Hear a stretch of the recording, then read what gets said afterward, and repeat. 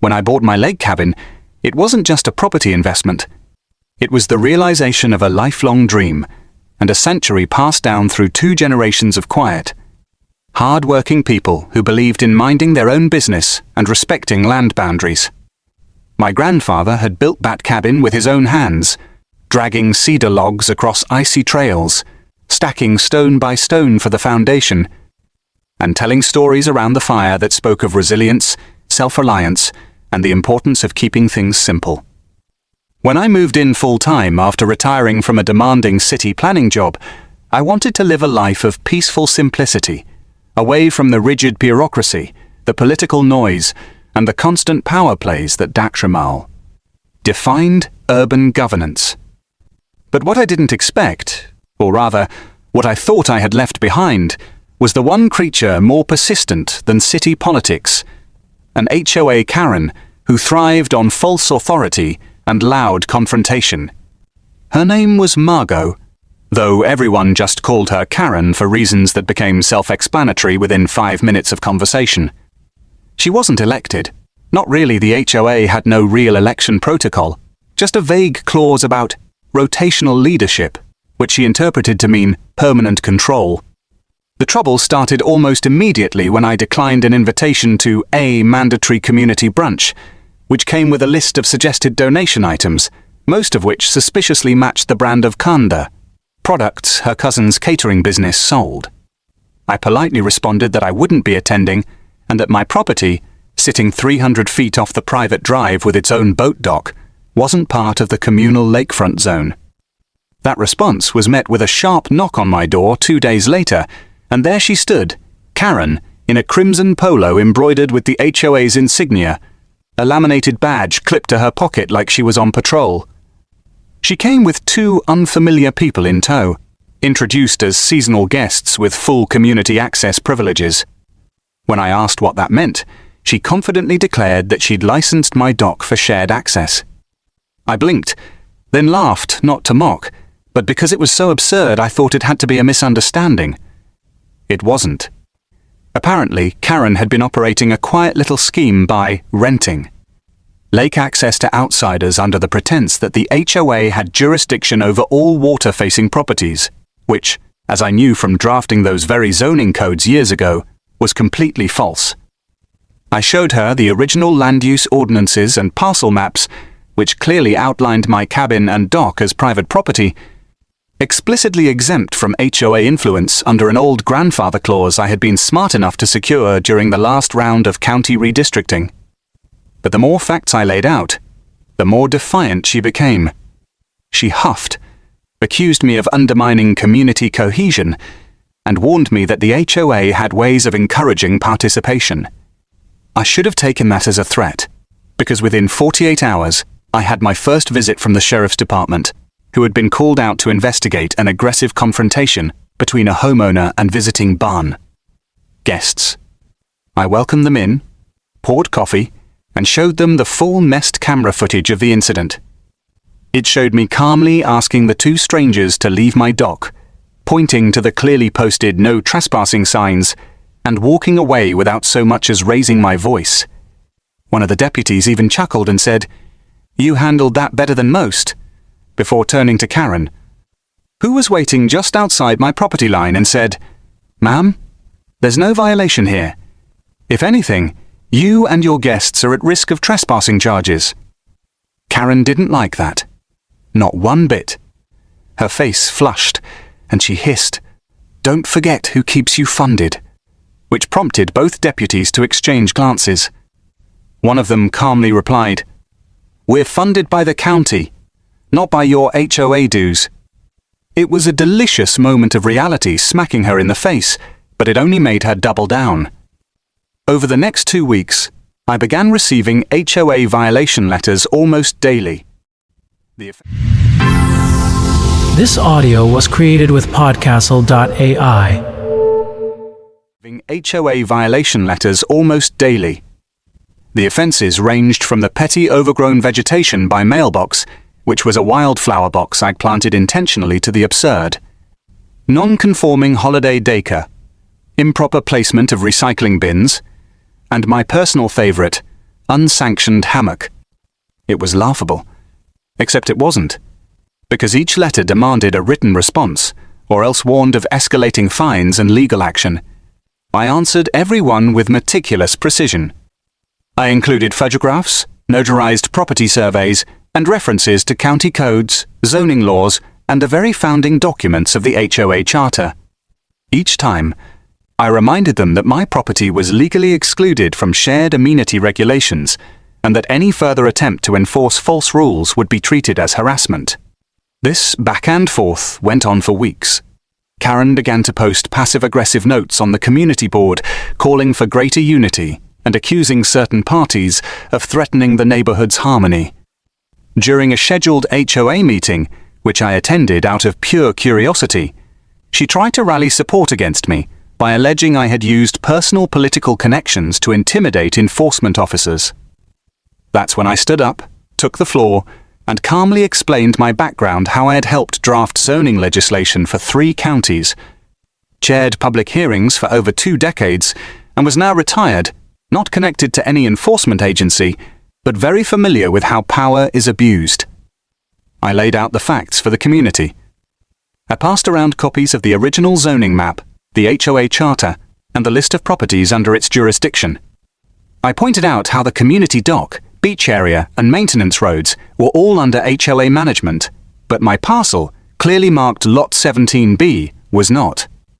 Then, I dropped the bomb. A printed spreadsheet showing that over the past 5 years, Karen had licensed access to over 30 non-resident visitors, collecting nearly $18,000 in under-the-table usage donations, which were not reflected anywhere in the HOA's annual financial reports. The room went silent. Karen went pale, and several board members suddenly had a lot of questions. I left the meeting before it imploded, but my point had been made. Over the next few days, neighbors started coming by, not to fight, but to thank me. One older gentleman told me he'd been fined $400 for repainting his boathouse without color compliance, even though no such guideline existed. A single mom down the road confided that Karen had threatened to block her kids from using the playground if she didn't agree to volunteer at a fundraising barbecue. A couple shared how they were pressured into allowing HOA guests to park in their driveway during community events. It wasn't just me. It was everyone too afraid or too worn down to speak up. That's when I realized it wasn't just about one entitled woman with a clipboard. It was about a whole community held hostage by a false authority. So I filed a formal complaint with the county zoning board, attaching notarized witness statements, video footage, and a digital archive of every notice I'd received. I sent a copy to the State Homeowners Association registry and requested an audit. I even contacted a local reporter I knew from my City Hall days and gave them the entire story, including documentation. Within 3 weeks, an official investigation was launched. Karen tried to downplay it, posting on the message board that it was a routine administrative checkup, but the sight of state auditors walking door to door with clipboards told a different story. As I waited for the verdict, I made sure my property line was freshly marked, my cameras updated, and my community app account set to public so anyone could reach out for advice. The tide had shifted. For the first time, Karen was the one under pressure, and the community was finally seeing who the real problem was. And still, I knew this wasn't over. People like Karen don't give up quietly. They plot. They retaliate. And from the look in her eyes that last time we crossed paths at the boat launch, I knew she wasn't finished yet. But neither was I. The battle had just begun. I didn't have to wait long before Karen made her next move. And just like I predicted, it wasn't subtle. It came wrapped in a fresh envelope marked Certified Notice, and was hand-delivered by one of her most loyal HOA followers, a man named Todd who treated his job as unofficial community messenger like he was some sort of high-ranking diplomat. Inside was a letter claiming I was now under administrative review for multiple acts of non-cooperation, whatever that meant, followed by a veiled threat that my continued resistance to community engagement might result in a vote to revoke my lake privileges. which made me laugh out loud, because not only did they have no power to do so over a parcel exempt from HOA jurisdiction, but I had already proven that in public and in writing, yet the letter was not for me. Not really. It was a message meant for the neighborhood, a last-ditch intimidation attempt to save Karen's influence, to show she still had teeth, even if those teeth were made of paper and fear. I was no stranger to bureaucratic bullying, having spent years in government roles where I'd seen worse tactics wrapped in better suits. This wasn't just pettiness anymore. It was a political operation in miniature, and Karen was trying to stage her last desperate coup. So I responded in kind, not with more letters, but with action. I arranged a private meeting with the county zoning compliance officer, a sharp guy named Martin who had already been reviewing the HOA's operations since the first complaint I filed, and I provided him with even more documentation. Screenshots of the HOA's digital newsletters, messages from residents who had felt coerced, and financial irregularities that someone finally confirmed matched several small claims filed years prior, never pursued because of lack of follow-up. Now there was follow-up, and Martin told me that pending a full review, the HOA could be suspended temporarily or even dissolved under state regulation if misuse of authority was proven. And all I could say was, "Good, about time." Karen, in her characteristic style, didn't back down. She doubled down. Flyers began appearing in mailboxes accusing me of weaponizing paperwork and undermining community morale. She hosted a town unity brunch that just so happened to feature speeches that sounded an awful lot like attacks against me. But the tide had already turned. At that brunch, several residents walked out. One even stood up and said, "He's the only one who's ever stood up for us."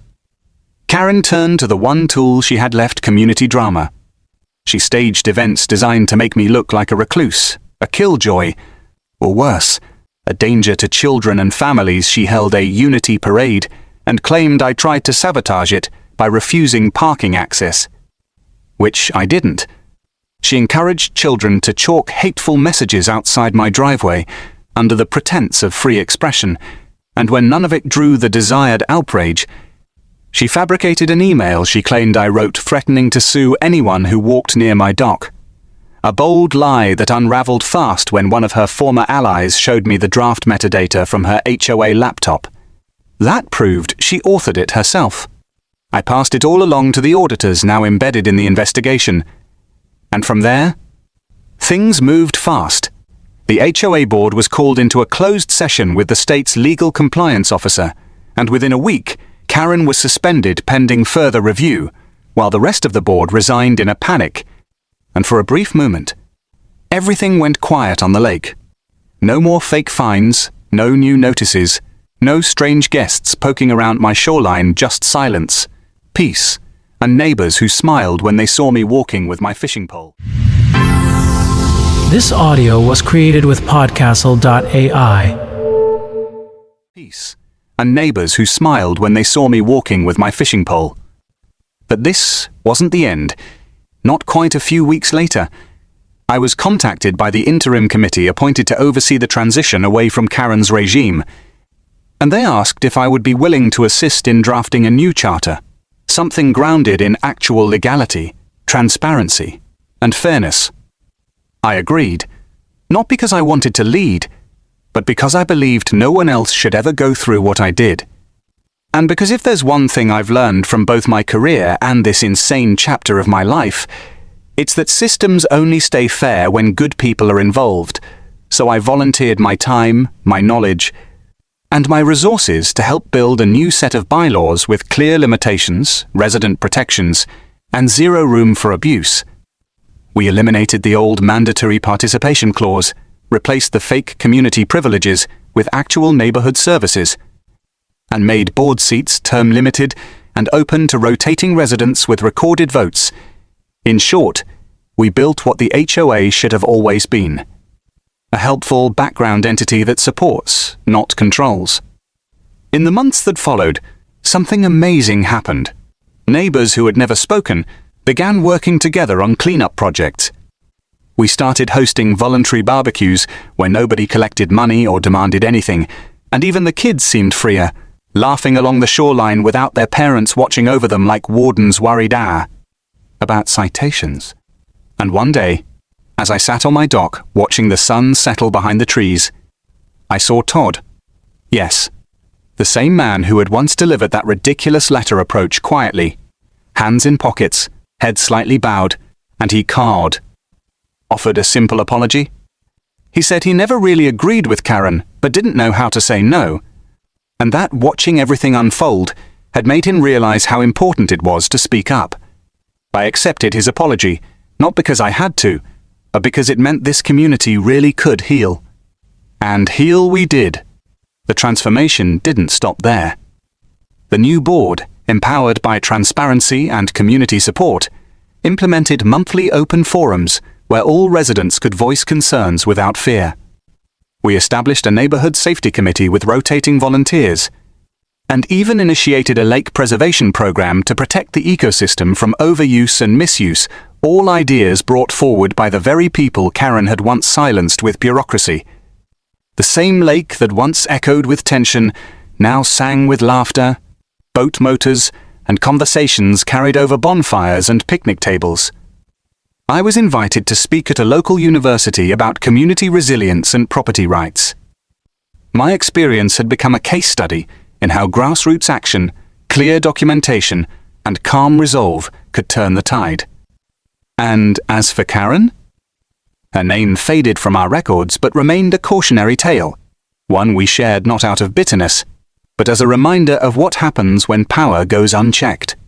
Rumor had it she tried a similar stunt in another lake community, 3 counties over, but when word got around about her past antics, she was quickly shut down. Some say she left the state entirely. And me? I kept my dock, my view, my mornings with coffee and silence, but now, with the added gift of knowing that when good people stand together, no HOA, no matter how loud or tyrannical, can strip away peace from a place that was always meant to be free. The last page of this chapter wasn't written in a courtroom or in a newsletter. It was written in the echoes of neighborly laughter, the scent of firewood on cool evenings, and the ripples in the water under a dock that stood its ground. My ground from beginning to end.